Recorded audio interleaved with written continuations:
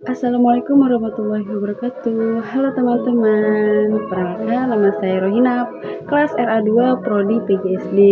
Di sini saya akan menjawab pertanyaan-pertanyaan pertanyaan UTS MK Pedagogi. Jawaban yang pertama adalah tindakan guru agar kasus tidak terulang, yaitu guru perlu memperketat pengawasan, menata ruang kelas agar aman, memberi aturan tegas tentang perilaku beresiko, serta menanamkan edukasi keselamatan kepada siswa. Tujuan mencegah siswa melakukan tindakan yang membahayakan. Dan jawaban yang kedua yaitu nomor 2, peran penting guru dalam pembelajaran, yaitu guru berfungsi sebagai perencana pembimbing, motivator, fasilitator, dan evaluator. Artinya, guru mengatur jalannya dorongan, penyediakan sarana belajar, dan menilai hasil belajar. Dan jawaban yang ketiga yaitu 10 kompetensi pedagogik guru plus contoh penerapannya, yaitu yang pertama, memahami karakter siswa atau menyesuaikan metode dengan kemampuan anak. Dan yang kedua, menguasai teori belajar, misalnya memilih pendekatan yang pas. Dan yang ketiga, menyusun kurikulum atau membuat RPP sederhana. Dan yang keempat, melaksanakan pembelajaran atau mengajar sesuai tujuan. Dan yang kelima, memanfaatkan media belajar atau memakai gambar atau video.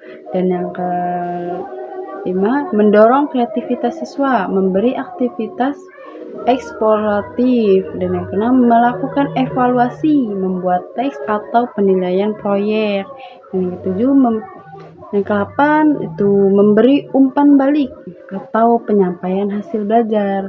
Dan yang ke-9, memberi umpan balik atau menyampaikan hasil belajar. Dan yang ke-9 itu menggambarkan potensi siswa atau yang biasa disebut dengan mendukung siswa berprestasi. Dan yang terakhir itu mengelola kelas, yaitu menjaga suasana yang kondusif.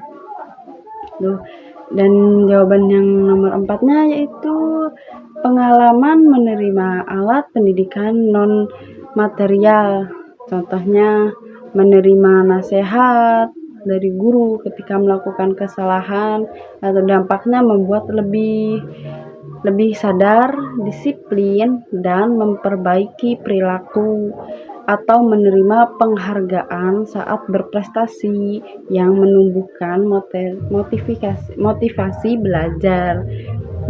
Yang jawaban nomor 5, pengertian dan perbedaan teori belajar, yaitu behavioristik atau yang biasa disebut dengan belajar dengan sebagai perubahan perilaku dan muncul karena stimulus atau respons.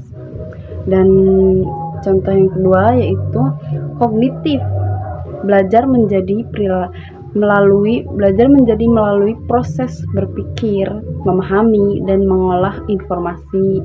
Dan yang ketiga yaitu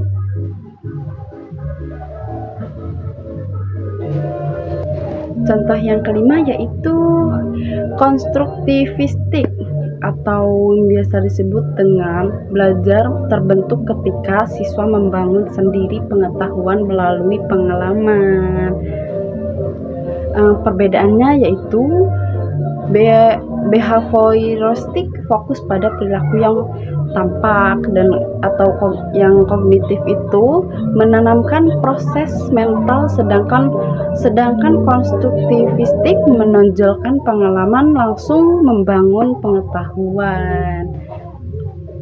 Baik, cukup itu saja jawaban dari saya mengenai jawab UTS MK Pedagogik. Di sini saya akan pamit undur diri. Wassalamualaikum warahmatullahi wabarakatuh. Terima kasih teman-teman.